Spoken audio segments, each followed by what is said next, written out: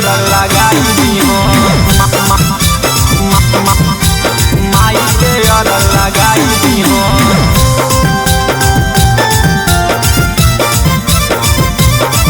माई के अरग लगाई दिहो माई के अरग लगाई दिहो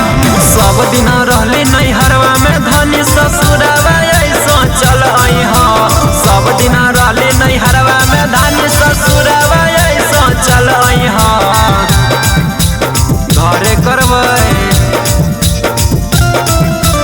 घरे करबै असो छठ परब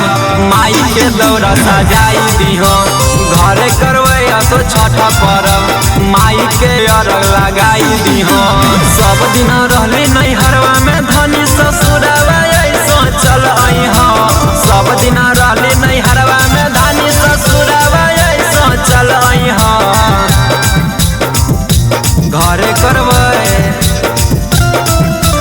घरे करबै असो छठ परब माई के दौरा सजाई दिहो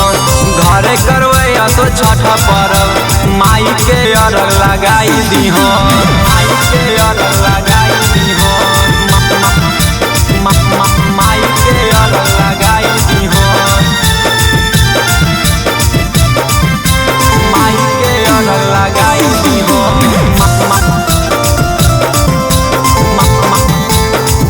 माई के अरग लगाई दिहो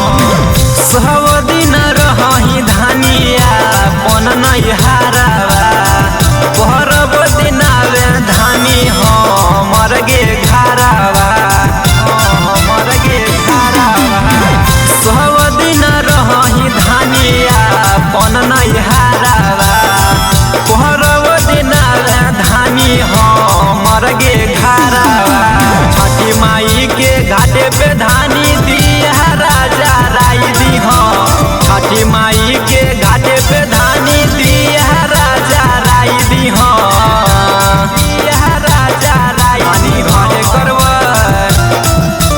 घरे करबै असो छठ परब माई के अरग लगाई दिहो पानी घरे करबै असो छठ परब माई के दौरा सजाई दिहो माई के अरग लगाई दिहो माई के अरग लगाई दिहो माई के अरग लगाई दिहो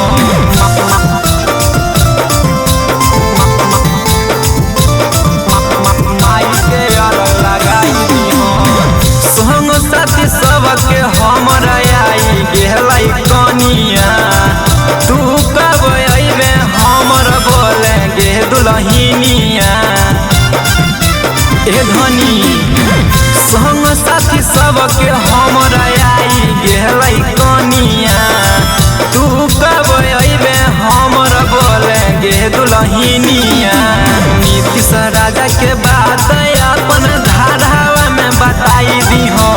नीतीश राजा के बात अपन धारावा में बताई दिहो